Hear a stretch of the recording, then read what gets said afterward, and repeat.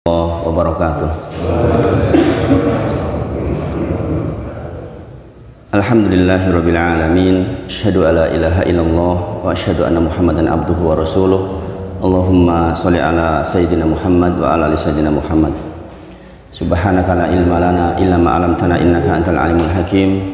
Rabbi shrah li sadri wa yassir li amri wahlul 'uqdatam min lisani yafqahu qawli. Amma ba'd.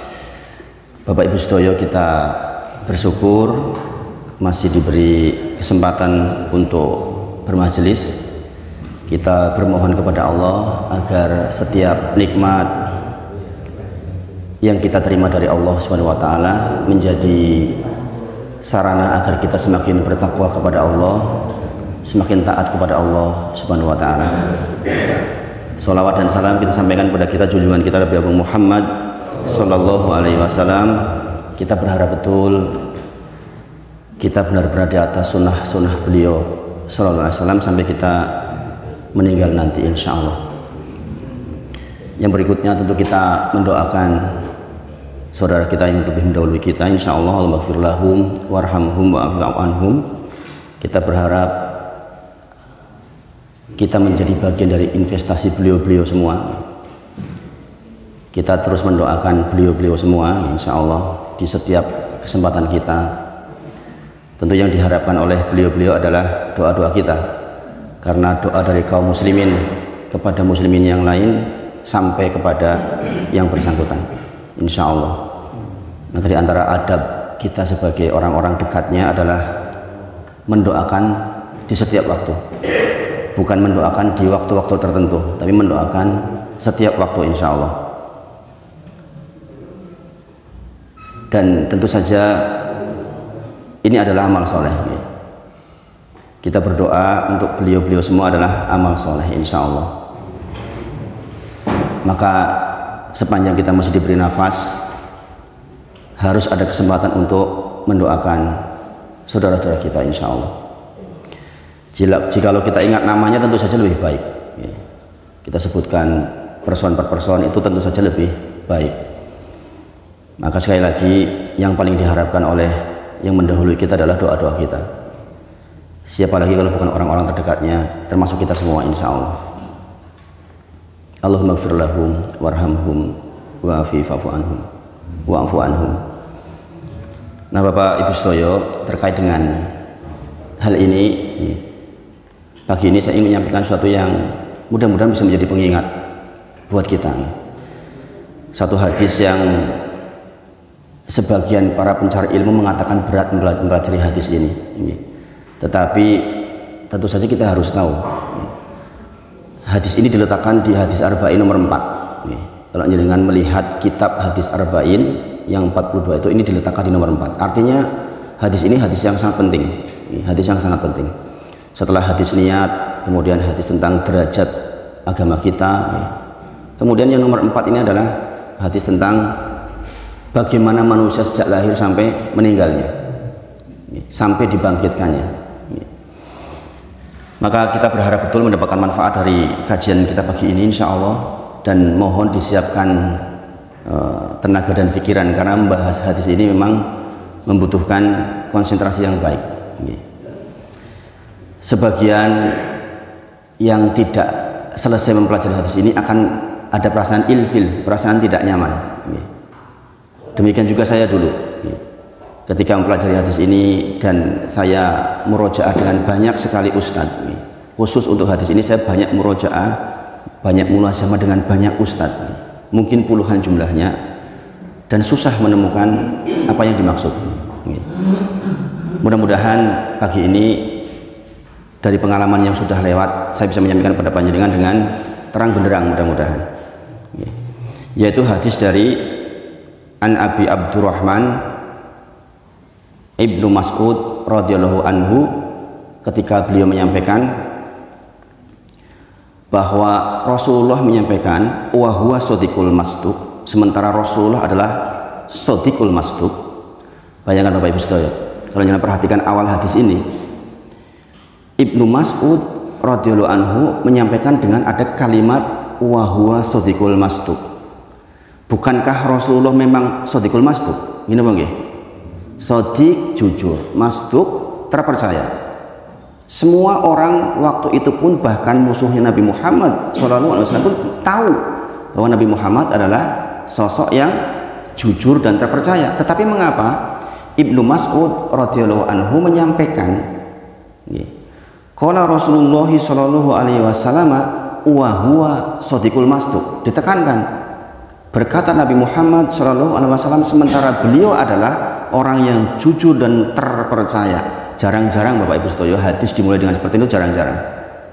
Berarti apa yang akan disampaikan terkait dengan sesuatu yang sangat besar, yang bisa jadi orang tidak percaya dan berpotensi mengatakan yang memberi informasi tidak jujur, itu maksudnya. Karena memang berat sekali yang disampaikan, berat, dan bahkan kalau kita ukur 1400 tahun yang lalu mungkin bisa dikatakan ngarang-ngarang. Kalau ini disampaikan di zaman sekarang mungkin lebih masuk akal. Tapi 1400 tahun yang lalu ini tentu saja sangat berat, bisa menjadi fitnah besar. Yaitu ketika Rasulullah bersabda, inna ahadakum yujma'u khalquhu fi batni ummih, sesungguhnya penciptaan kalian dikumpulkan di dalam fi batni ummih, di dalam perut ibu kita, arba'ina yawma nutfah, 40 hari dalam kondisi nutfah, yaitu dalam kondisi sebagai campuran antara sel sperma dan ovum. Sekarang kita bicara seperti itu paham. Dulu tentu saja ini sesuatu yang sangat aneh. Bagaimana mungkin Rasulullah mengetahui ini tanpa wahyu? Kemudian sumayakunu alaqah mislu dzalik. Kemudian dalam bentuk alaqah, alaqah itu seperti gumpalan darah yang basah yang bisa ditempelkan. Mislu dzalik, semisal itu waktunya, 40 hari berarti. Kemudian sumayakunu mudghah mislu dzalik. Kemudian dalam bentuk mudghah, yaitu segumpal daging, mislu dzalik, semisal itu waktunya, berarti 40 hari. Berarti total dari mulai sampai kemudian menjadi gumpalan daging berapa hari Bapak Ibu? 40, 40 berapa hari? 120 hari. 120 hari ya. Kemudian sumayursalu ilahil malak. Kemudian ketika sudah 120 hari dalam bentuk gumpalan daging itu, Allah Subhanahu wa taala kirimkan malaikat. Sumayursalu ilahil malak. Kemudian fayanfuhu fihi ruh, ditiupkannya ruh oleh malaikat itu atas perintah Allah. Ini juga yang menjadi dalil mengapa kalau keguguran sudah umur 120 hari, Pak, itu tetap diperlakukan sebagai orang meninggal seperti biasanya, yaitu disolati dan dikafani. Ini penting buat kita, bahkan di sebagian mazhab, kalau 42 hari saja sudah dihitung sebagai manusia. Tapi pendapat yang lebih masyhur adalah 120 hari, sebagaimana di dalam hadis ini. Sumayursalu ilahil malak fayanfu fihi ruh. Kemudian didatangkan malaikat kepada gumpalan daging itu, kemudian ditiupkan ruh. Berarti sejak saat itu sudah bergabung antara ruh dan fisik. Kemudian wa yu'maru bi arba'i kalimat. Kemudian ditetapkan kepadanya 4 ketetapan. Bikajbi rizkihi, ditulis rizkinya, sudah ditulis rizkinya sejak itu akan seperti apa rizkinya. Kemudian wa ajalihi, kapan meninggalnya, dengan cara apa meninggalnya, di mana meninggalnya, sudah ditulis. Kemudian wa amalihi, bahkan seluruh amalnya sudah ditulis. Jenengan duduk pagi ini di sini di bagian pojok situ sudah ditulis oleh Allah Subhanahu wa taala. Kemudian wasyakiyun au syaidun, dia akan menjadi orang yang sengsara atau bahagia juga sudah ditulis. Syakiyun au syaid itu maksudnya akan masuk neraka atau masuk surga, sudah ditulis. Bayang Bapak Ibu Sedoyo, masing-masing kita sesungguhnya sudah ditulis tentang rizkinya, mau dapat berapa, jumlahnya berapa, rumahnya berapa, kesehatannya bagaimana, semuanya nggak ada yang luput, sudah ditulis seluruhnya. Wa ajalihi, kapan meninggalnya, dengan cara apa, di mana, sudah ditulis lengkap. Bahkan amal yang akan kita lakukan, nanti setelah ini kita ngapain, minggu depan kita ngapain, sudah selesai ditulis oleh Allah Subhanahu wa taala. Kemudian akan menjadi penduduk neraka atau surga pun sudah ditulis. Ini banyak orang yang ketika mendengar sampai di sini sudah ilfil. Aduh, ternyata sudah ditetapkan semua ya. Maka wajar ada seorang sahabat bertanya, ya Rasulullah, lantas apa artinya kita beramal? Ini bagi, tulis kabeh, terus ngaman gopo. Ini kalau kita pemahamannya nggak hati-hati, yang saya katakan bahwa saya belajar ini tuh lebih dari 10 ustadz untuk mulazamah. Mungkin 1 semester lebih saya belajar tentang hadis ini, karena saya pun dulu merasakan nggak nyaman sekali hatinya. Karena ini nggak mudah menerima, ini masalah qada dan qadar kan ini. Tapi nanti ketika sudah selesai, insya Allah mudah-mudahan dengan sudah tentram. Kemudian fawallahilladzi la ilaha ghairuh. Kemudian di tengah-tengah dikatakan demi Allah, zat yang tidak ada Tuhan selain Dia. Ini untuk lambaran bahwa yang disampaikan berikutnya itu juga sesuatu yang berat dan bahwa Allah itu punya kuasa atas semuanya. Inna ahadakum la ya'malu bi amali ahlil jannah. Tolong ini diperhatikan, kemudian jangan disimpulkan dulu, karena ini butuh keterangan.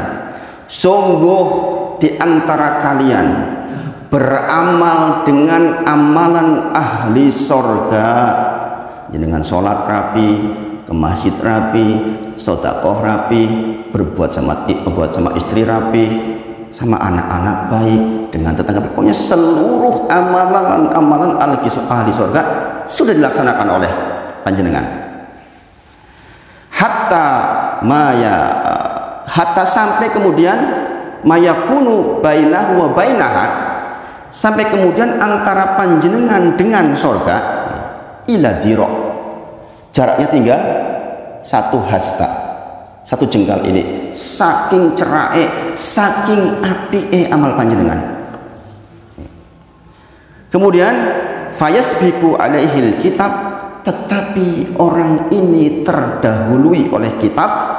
Fayamalu bi amali ahlin nar fayadkhuluha, tetapi orang yang berbuat baik ini sudah terdahului oleh kitab yang menulis tentang takdirnya, yang tadi disebut tadi 4 itu, bahwa dia adalah seorang penduduk neraka. Maka nanti di akhir masanya dia akan berbuat dengan perbuatan ahli neraka, fayadkhuluha, dan dia masuk ke neraka jahanam. La ilaha illallah. Ini peringatan buat kita yang sudah rapih, rajin, jangan pernah mengatakan selesai untuk berbuat baik, karena kita tidak tahu akhir kehidupan kita. Ingat, innamal a'malu bil khawatim. Amal itu bergantung kepada akhirnya. Kemudian wa inna ahadakum, dan sungguh di antara kalian layak malu bi amali ahli nar, beramal dengan amalan-amalan ahli neraka. Opo dosa yang nggak pernah dilakukan oleh dia, dosa-dosa hidupnya hanya bergelimang dengan dosa. Subhanallah. Hatta mayakunu bainahu wa bainaha ila diro, sampai jarak dia dengan neraka jahanam ila diro, cerak banget, saking elek wong niki amale. Nggih. Kemudian orang ini terdahului di dalam kitab bahwa dia penduduk surga. Fayamalu bi amul ahlil jannah fayadkhuluha. Kemudian di akhir masa hidupnya tiba-tiba dia kemudian berbuat baik, dia bertobat, fayadkhuluha, dan dia masuk surga.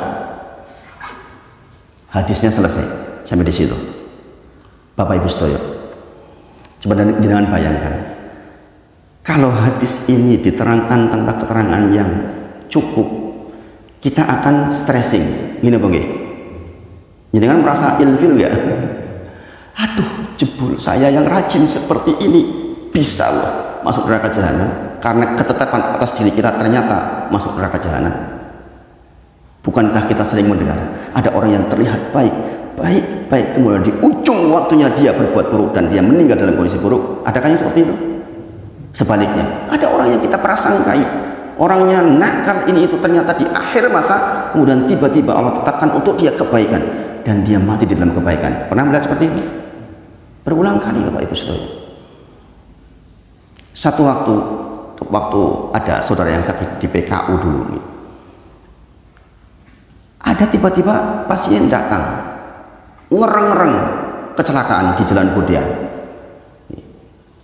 Kemudian orang ini bentuknya gak karu-karuan, tatoan, rambutnya merah, masih muda. Kemudian selama 3 hari di rumah sakit itu, anak ini selalu minta diambilkan air wudhu, minta sholat. Anak yang rambutnya merah, tatonya penuh, di hari ketiga meninggal dunia. Padahal keluarganya menyampaikan, ini anak dulunya perbuatannya cuma buruk bro. Ini contoh orang yang kedahuluan takdir bahwa dia adalah penduduk surga.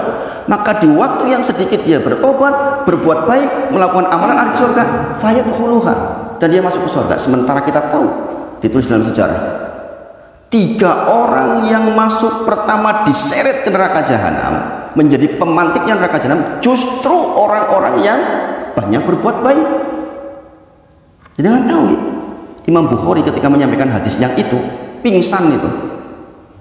Bayangkan orang ahli sedekah, orang yang jihad fisabilillah, orang yang belajar Al-Quran, orang-orang ini justru yang digeret pertama. Di dalam keterangan hadis dikatakan digeret itu mukanya yang digeret supaya dipermalukan. Maka Bapak Ibu Saudara, kita sudah belajar sedikit di usul salasah bahwa amal dohir itu ini harus hadir. Bapak Ibu Saudara, kita itu beramal untuk siapa? Untuk Allah atau untuk selainnya? Ibadah qalbiyah itu benar-benar harus murni total. Ya Allah, saya itu mengharap ridhomu. Ini penting sekali Bapak Ibu Saudara. Karena kalau hati kita tuh nggak connect ke Allah, kita akan dibuka di akhirnya begitu. Bisa jadi itu orang yang tadi berbuat buruk, artinya janjinya ya Allah saya tuh berontak nggak mau begini. Dia tetap ingat Allah, bisa jadi orang itu. Sehingga ketika akhir dikasih perbuatan baik oleh Allah. Sebaliknya, orang yang berbuat baik ini belum tentu hatinya karena Allah. Dikatakan di dalam hadisnya, dia sedekah karena ingin dikatakan sebagai dermawan, dia mempelajari Al-Quran karena ingin dikatakan sebagai qori, dia menjadi pahlawan, menjadi orang yang jihad fisabilillah karena ingin dikatakan sebagai orang pemberani. Hatinya itu aslinya, dan pasti itu akan dibuka menjelang meninggal dunia. Dikatakan orang meninggal dengan kebiasaan hatinya Bapak Ibu Saudara. Hatinya, maka mempelajari ibadah qalbiyah itu pentingnya luar biasa. Allah melihat kita, hati kita, bahwa fisik kita hadir betul, tata cara salat kita betul, tata cara zakat kita betul, iya itu betul, fikirnya begitu. Tetapi hati kita bagaimana? Orang-orang yang meninggal dalam kondisi seperti itu kesimpulannya hatinya bukan karena Allah.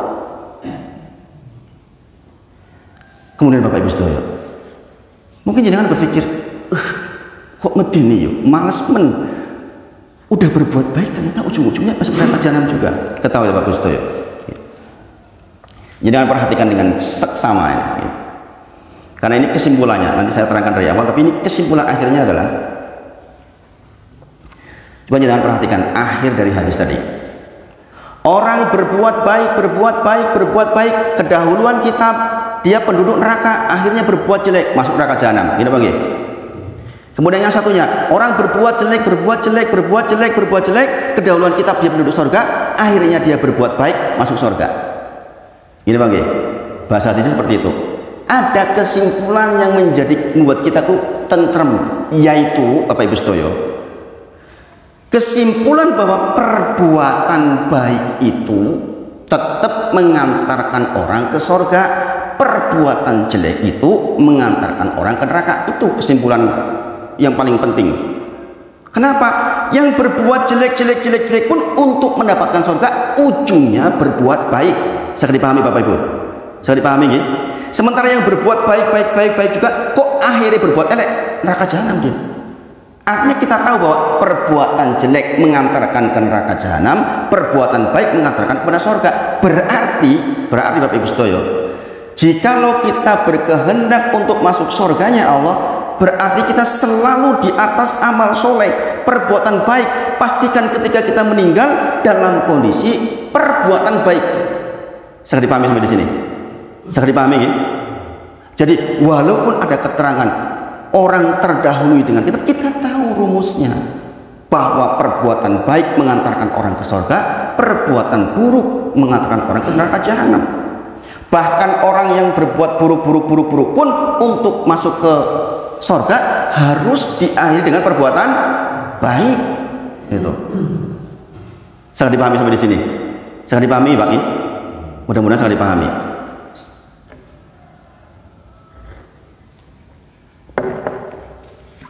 Ini insya Allah akan meringankan pikiran kita. Dulu ketika saya mulai sama dengan beberapa ustaz, enggak sampai titik ini, sehingga kita mikirnya, wah, rajin jebul aku kedahuluan kitab, jebul aku neraka jahanam. Maka saya kasih gambaran kepada panjenengan satu hal yang mudah-mudahan menjadi pemahaman yang mudah buat jenengan. Ini persoalan untuk memahamkan panjenengan dalam hal masalah ini, yaitu takhribul faham, keterangan untuk membuat jenengan lebih paham. Bapak Ibu sedaya, saya dulu belajar di teknik kimia nih. Tugas akhirnya adalah PPK, perancangan pabrik kimia. Mulai dari raw materialnya apa, kemudian prosesnya apa, dibuat dalam bentuk pabrik, kemudian menjadi sebuah produk, pasarnya di mana, cara memasarkannya bagaimana, ujungnya siapa yang kita cari, apa-apa yang mungkin timbul di tengah-tengah kejadian pabrik itu. Semuanya dirancang lengkap dari awal sampai akhir. Ini Bang. Sekali lagi kuncinya nih, dari awal sampai akhir. Itu perancang yang benar.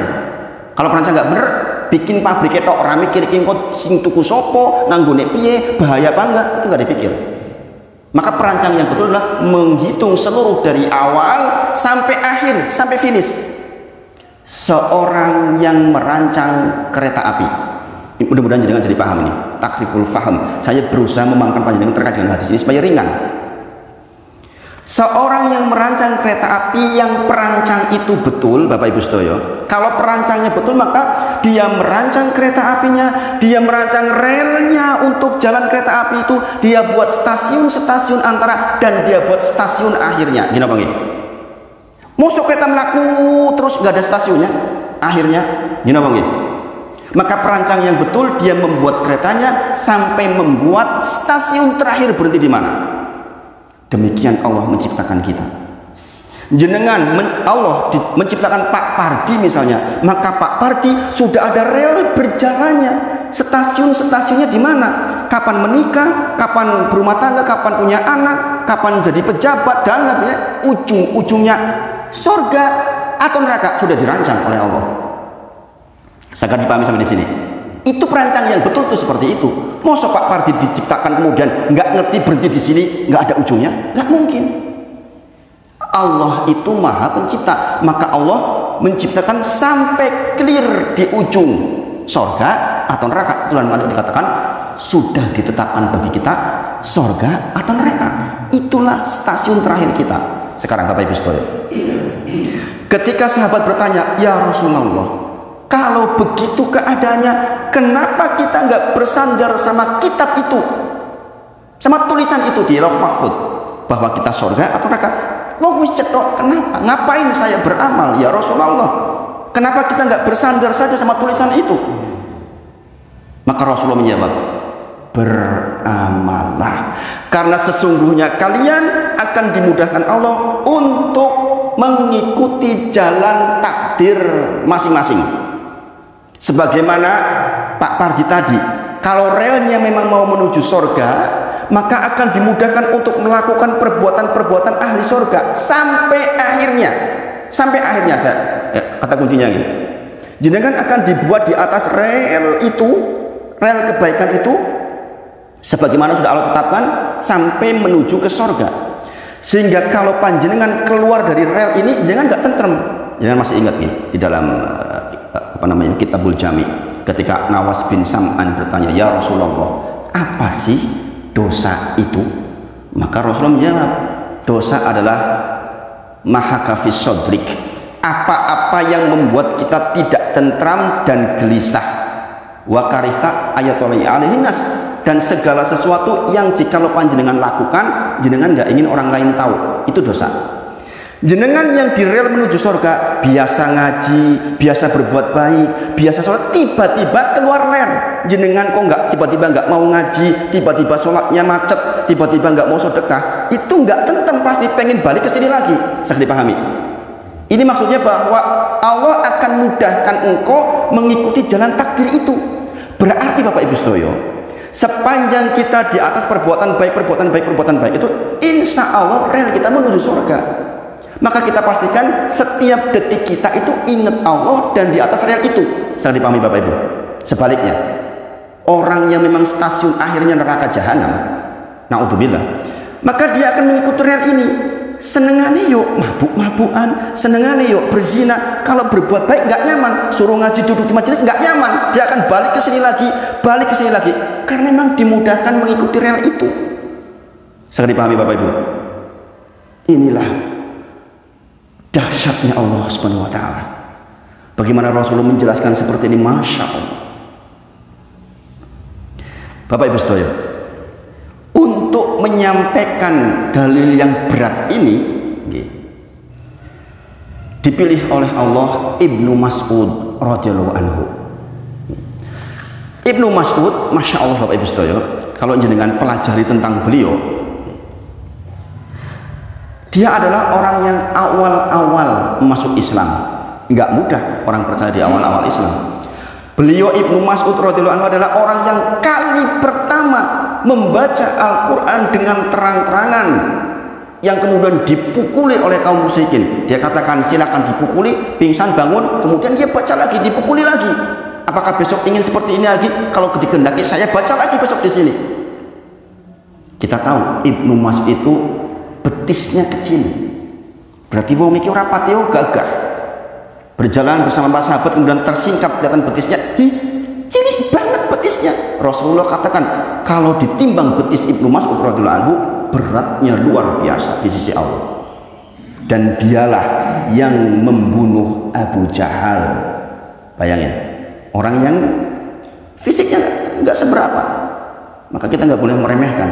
Kemudian di antara keistimewaan beliau adalah beliau ahlul Quran. Sampai Rasulullah menyampaikan, jikalau engkau ingin membaca Al-Quran sebagaimana Al-Quran diturunkan dari Jibril ke saya, ke Nabi Muhammad SAW, maka bacalah sebagaimana bacaan Ibnu Mas'ud radhiyallahu anhu. Ini orang dahsyat bukan? Dahsyat sekali. Dan sering kali Rasul mengatakan, ya Ibnu Mas'ud, bacakan Quran untukku. Ibnu Mas'ud menjawab, saya membaca Quran untukmu ya Rasulullah. Dia bertanya, bagaimana mungkin saya membaca Al-Quran sementara Al-Quran turun ke engkau maksudnya? Maka Rasul menjawab, aku senang jikalau ada orang lain membacakanku Al-Quran, dan yang dipilih adalah Ibnu Mas'ud radhiyallahu anhu. Dibacakan Al-Fatihah, Al-Baqarah, Al-Imran, An-Nisa, selesai. Rasul mengatakan, hasbuk, cukup, sudah selesai. Ibnu Mas'ud menangis Rasulullah dengan bacaan Ibnu Mas'ud radhiyallahu anhu. Jadi normalnya kalau kita baca Al-Quran Bapak Ibu Sedoyo, nangis seharusnya. Kan memang kisah-kisah di dalamnya menakjubkan. Sebagaimana kita ceritakan kemarin sedikit tentang kisah Maryam. Saya kalau membaca kisah Maryam selalu menangis sampai hari ini, karena begitu menakjubkan. Jadi hadis yang berat ini tentang persoalan nasib kita dibawakan oleh orang yang memang juga luar biasa. Nah Bapak Ibu Sedoyo, ada 4 orang di zaman Rasulullah yang direkomendasikan untuk diambil Al-Quran darinya, yaitu Ibnu Mas'ud radhiyallahu anhu, kemudian Salim maula Abu Hudzaifah, Salim pembantunya Abi Hudzaifah. Maka Al-Quran itu tidak harus dibawa oleh pejabat, pembantu pun kalau memang dia mulia di sisi Allah sangat mungkin membawa Al-Quran. Kemudian Mu'ad ibn Jabal, Mu'ad bin Jabal dan Ubay bin Ka'ab. Inilah 4 orang yang direkomendasikan oleh Rasulullah untuk diambil Al-Quran darinya. Sekali lagi, barang siapa yang ingin membaca Al-Quran sebagaimana Al-Quran dibacakan oleh Jibril ke saya, bacalah sebagaimana bacaannya Ibnu Mas'ud. Dengan nanti bisa lihat tentang sejarahnya Ibnu Mas'ud lebih jauh. Ini jangan-jangan ada murotalnya yang mirip-mirip Ibnu Mas'ud radhiyallahu anhu. Karena zaman sekarang sudah berkembang ya. Beliau juga adalah orang yang meriwayatkan man qara'a harfun min kitabillah falahu hasanah. Bagi orang yang baca satu huruf dalam Al-Quran maka dia mendapatkan 10 kebaikan. Itu yang meriwayatkan beliau Ibnu Mas'ud. Nah, Bapak Ibu sedaya, sampai di titik ini jenengan paham boten tentang inti hadisnya? Paham nggih? Mudah-mudahan jenengan sudah tidak belibet lagi dengan keterangan saya. Ini keterangan yang saya peras dari berbagai macam pembelajaran. Saya buat sangat sederhana dengan pemahaman yang kayak tadi. Mudah-mudahan saya dipahami. Yang harus ada di dalam panjenengan adalah bahwa intinya perbuatan baik mengantarkan kita ke surga, perbuatan buruk mengantarkan kita ke neraka. Maka pastikan menjelang meninggal dunia kita dalam kondisi perbuatan baik. Maka betul kalau Imam Ahmad ketika menjelang meninggal dunia dia mengatakan ba'du, belum. Kemudian dia siuman lagi. Anaknya bertanya, wahai ayahku, mengapa engkau mengatakan ba'du? Sesungguhnya tadi iblis mendatangiku, dia mengatakan engkau sudah lolos dari godaanku wahai Ahmad. Dia mengatakan ba'du. Anda dia mengatakan iya, sombong, merasa sudah lolos padahal belum meninggal. Maka dia mati di dalam kesombongan. Kita tahu seseorang yang mati membawa sombong sedikit pun dilemparkan ke neraka jahanam. Karena kesombongan adalah selendangnya Allah Subhanahu wa taala. Siapapun yang pakai selendangku dilemparkan ke neraka jahanam. Dan definisi sombong diantaranya adalah meremehkan orang lain dan menolak kebenaran. Sudah cetok hadisnya sahih, tetap kita tolak. Dan kita ada perasaan meremehkan orang lain. Itu kesombongan. Subhanallah. Bapak Ibu sedaya, apa faedah yang bisa kita ambil dari hadis ini? Untuk intisari hadisnya mudah-mudahan jenengan sudah pahami. Walaupun semuanya sudah ditetapkan, kita tahu maksudnya, arahnya kemana. Andai saja kita tahu kita surga atau neraka, kita bisa bersandar dengan kitab itu. Tapi kan kita tidak tahu Bapak Ibu sedaya, jenengan akan menjadi penduduk surga atau neraka, kita sama-sama tidak tahu. Maka ketahuilah, setiap kita akan dimudahkan mengikuti rel sesuai dengan takdir kita. Kalau memang kita takdirnya adalah surga, ya kita akan berbuat baik sampai di ujung kehidupan kita. Sebaliknya, kalau memang kita ditakdir neraka, kita walaupun awalnya baik, ujung-ujung akan berbuat buruk. Sekali pahami Pak Ibu sedaya. Ringan toh? Ringan betul? Jebul ringan toh? Kesimpulannya gini bang, coba kalau nggak ada keterangannya, dengan mesti pusing gitu. Wah jebulus tenanan banget sholat ini, jebule iso yang terakhir tergelincir meninggal dalam kondisi suul khotimah. Naudzubillah min dzalik. Bapak Ibu sedaya, saya tidak akan sampaikan semua tentang faedahnya. Satu diantaranya adalah bahwa Bapak Ibu sedaya perlu jangan pahami ini sebenarnya keterangan lebih lengkapnya di sarah rinci rukun iman di bagian antu'mina bil qadari khairihi wa syarih. Di antara 6 rukun iman adalah antu'mina bil qadari khairihi wa syarih. Baik, kita mempercayai tentang takdir, baik takdir yang kita anggap baik maupun yang kita anggap buruk, di sisi Allah selalu baik. Yang pertama, kita tahu bahwa catatan takdir itu ada 4 Bapak Ibu sedaya. Catatan takdir ada 4. Jadi kan mungkin berpikir, takdir kan sudah ditetapkan, opo takdir bisa berubah? Ada yang mengatakan takdir iso dirubah dengan doa, dengan amal soleh, dengan perbuatan baik, dengan sedekah, takdir akan berubah. Ini dengan saya pahamkan sekarang insya Allah.